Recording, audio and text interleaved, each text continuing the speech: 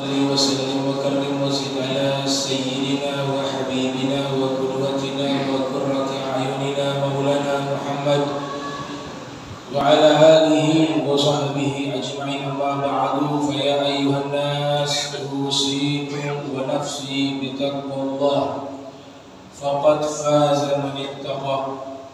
سبحانك لا علم لنا إلا ما علمتنا إنك أنت العليم الحكيم.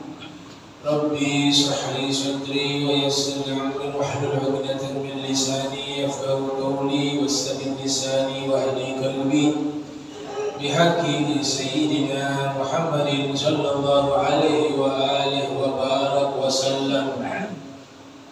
Alhamdulillah, puja syukur kehadirat Allah, salawat salam senantiasa tercurahkan kepada junjungan mulia Nabi kita tercinta Sayyidina wa Maulana Muhammadun sallallahu alaihi wa alihi wa barak wasallam beserta segenap keluarga beliau, sahabatnya dan umatnya.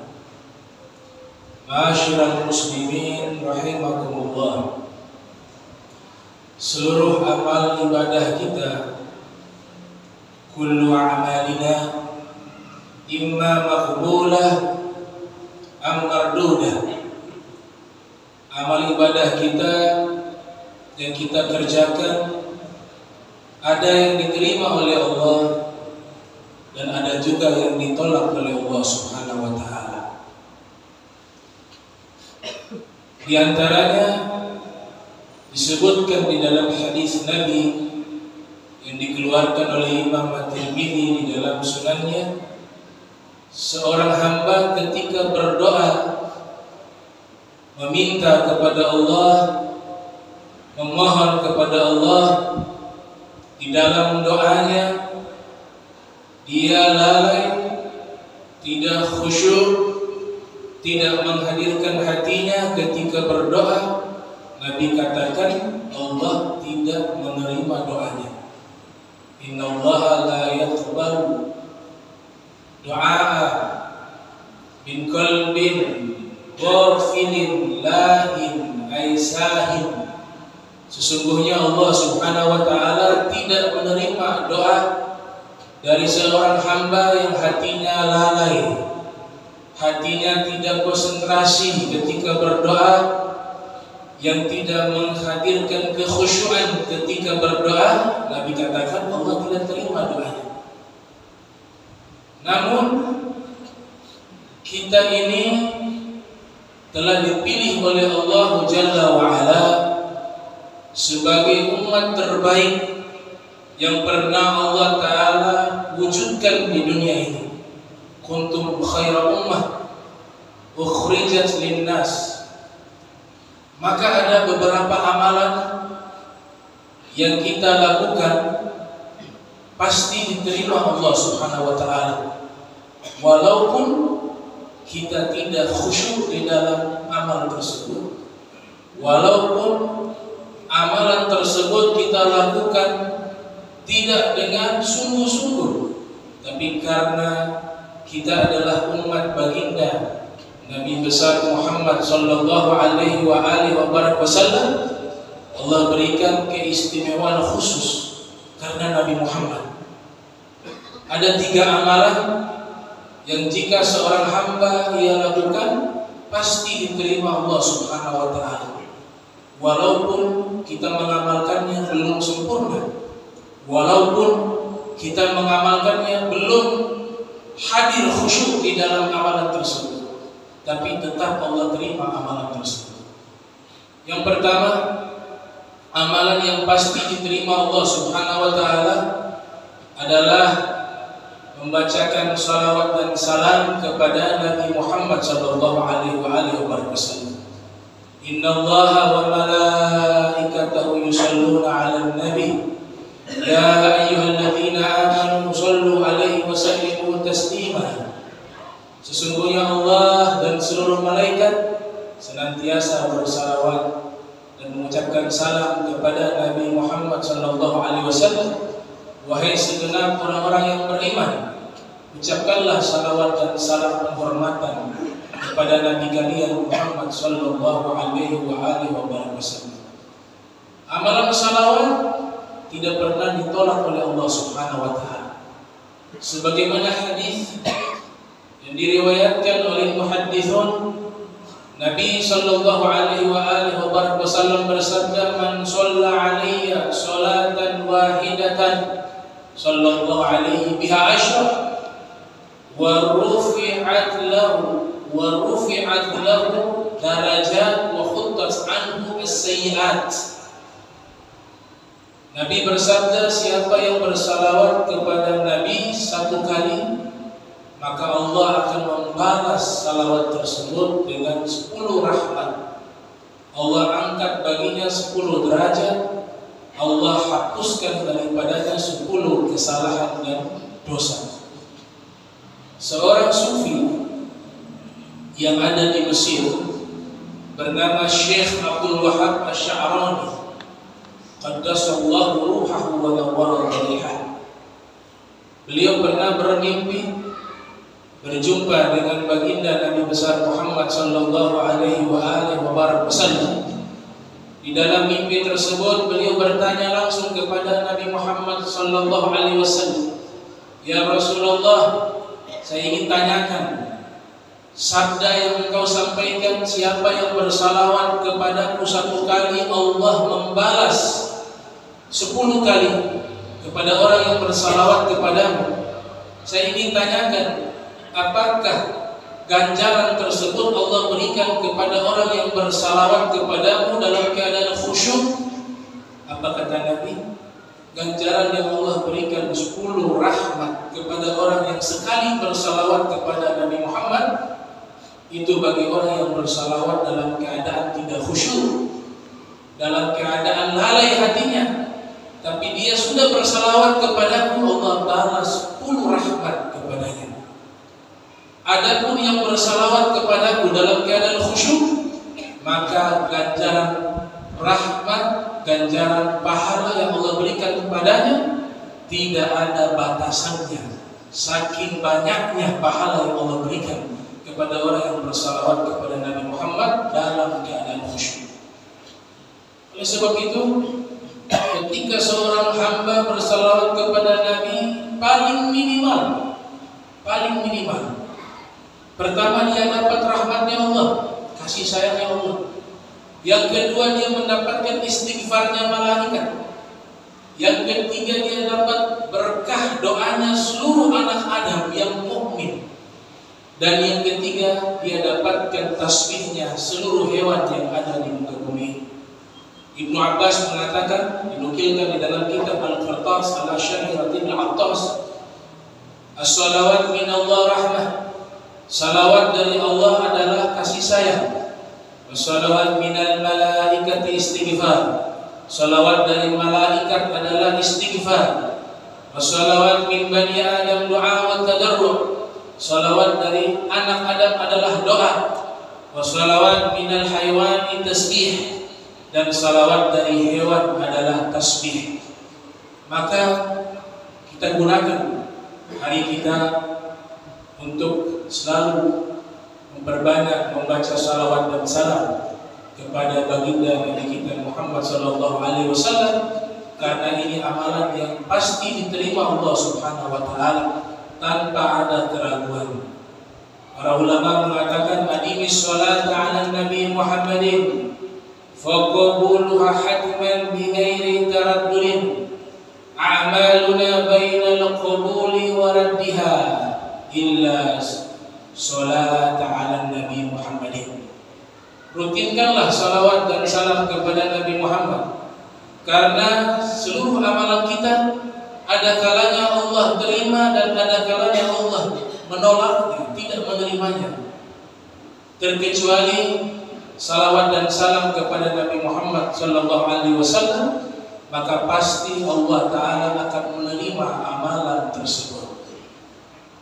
Amalan yang kedua yang pasti Allah terima adalah istighfar. Allah Subhanahu wa taala yang memanggil kita untuk beristighfar, dan Allah yang menyatakan pasti Allah terima istighfar kalian. Qul ya ibadi alladzina asrafu ala anfusihim la taqnatu min rahmatillah innallaha yaghfiru dzunuba jami'a innahu huwal ghafurur rahim. Katakanlah wahai hamba-hambaku yang mereka melakukan dosa, alladzina asrafu ala anfusihim la taqnatu min rahmatillah. Allah nyatakan yang banyak dosa dari hamba-hambaku. Allah masih memanggil hamba, padahal ayat itu menceritakan para pendosa. Wahai para hamba-hambaku yang banyak dosa, jangan putus asa dari rahmatku, kata Allah. Bertobatlah kepadaku, pasti isim atau sigat mubalaghah, pasti Allah akan ampuni dosa-dosa kalian. Innahu huwal ghafurur rahim. Di tauhid ada huwa, ada ghafur. Dalam terminologi bahasa Arab namanya tauhid penegasan. Sesungguhnya Dia Allah akan mengampuni seluruh dosa-dosa kalian jika kalian beristighfar kepadanya. Di ayat yang lain Allah Ta'ala berfirman, wa qul tastaghfiru rabbakum innahu kana ghaffara yursilis sama 'alaikum midrara wa yumdiku bi amwalin wa banina wa yaj'al lakum jannatin wa yaj'al lakum anhara. Ayat ini menceritakan Nabi Nuh mengajak kaumnya bertobat kepada Allah, beristighfar kepada Allah, memohon ampun kepada Allah. Nanti Allah akan berikan keberkahan.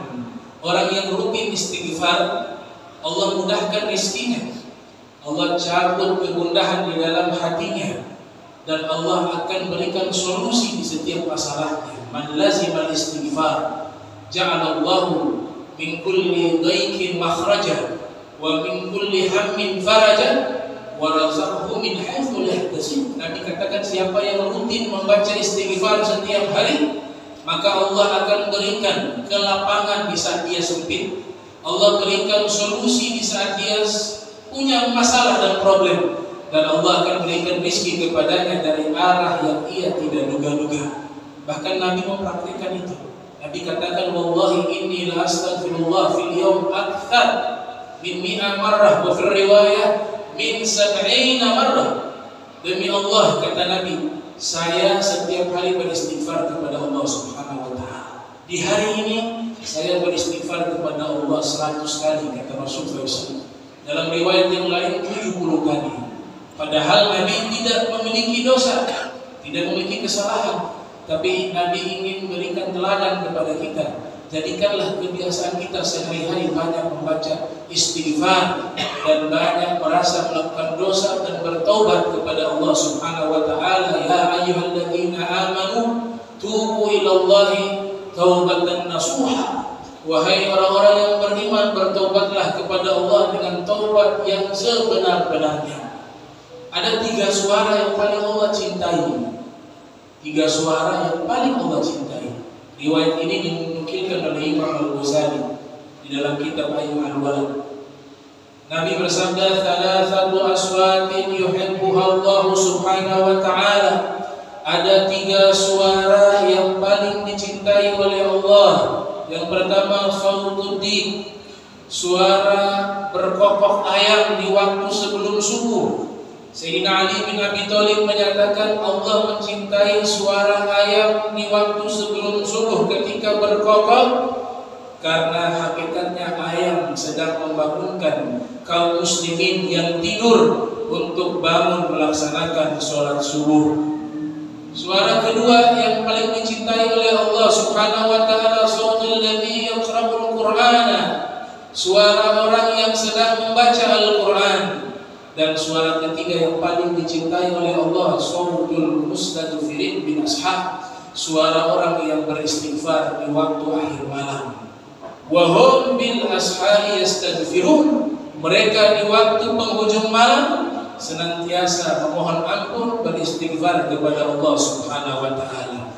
Inilah amalan yang pasti diterima oleh Allah Subhanahu wa taala, yaitu istighfar, apalagi kita lakukan di akhir malam.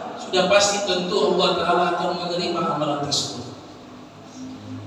Amalan yang pasti diterima oleh Allah yang ketiga, memberikan sedekah kepada orang yang susah, orang yang dalam keadaan kesusahan, orang fakir, orang miskin. Sedekah yang kita berikan pasti diterima Allah Subhanahu wa Ta'ala. Sifat orang-orang beriman disebutkan di dalam Al-Qur'anul Karim, alladzina yunfikuna fis sarra'i wad dharra'i wal kadhimina al-ghaidh wal 'afina 'anil nas wallahu yuhibbul muhsinin. Mereka tidak pandang keadaan mereka di saat lapang atau di saat sempit, di saat kaya ataupun di saat susah. Memang karakternya itu suka berbagi, suka menolong, maka dia akan mengeluarkan seluruh usahanya untuk bisa menolong orang yang susah yang dia lihat di depan matanya, walaupun sebatas kemampuannya. Inilah amalan yang pasti diterima oleh Allah Subhanahu wa Ta'ala, memberikan sedekah kepada orang-orang yang kesusahan, minal fuqara wal masakin. Dan ini menjadi sedekah yang akan melindungi orang yang mengeluarkan sedekah tersebut. Nabi memberikan wasiat kepada Sayyidina Ali bin Abi Thalib, ya Ali, bakiru bis sadaqah fa innal balaa la yatakhattaha. Wahai Ali, ketika tiba waktu pagi, keluarkanlah sedekah, karena sedekah itu akan menjagamu dan tidak akan terkena bala menimpamu di hari tersebut.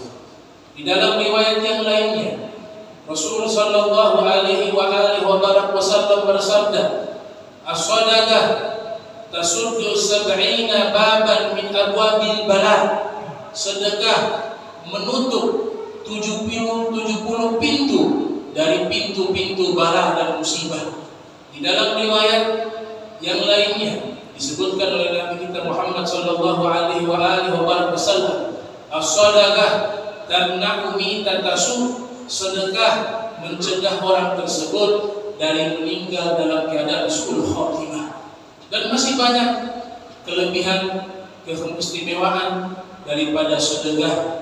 Di antaranya sedekah dijadikan obat. Di dalam hadis Nabi Rasul sallallahu alaihi wasallam bersabda, dawau mardakum bisadaqah.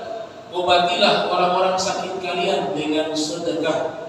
Wastaqbilu amwajal bala bid-du'a wat tadarrur. Dan hadapilah musibah dengan doa dan permohonan. Wa hassinu amwalakum bizakah. Dan jagalah harta kalian dengan mengeluarkan zakat. Inilah 3 amalan yang jika seorang hamba lakukan, maka akan diterima oleh Allah Subhanahu wa Ta'ala, walaupun kita lakukan amalan tersebut masih banyak kekurangannya, masih banyak kecacatannya. Barakallahu li wa lakum fil Qur'anil Karim wa nafa'ani wa iyyakum bima fihi minal ayati wa dzikril hakim wa taqabbala minna wa minkum tilawatahu innahu huwas samiul alim. Aqulu qawli li wa lisanil muslimin wal muslimat wal mu'minin wal mu'minat al ahya minhum wal amwat fastaghfiruhu innahu huwal ghafurur rahim.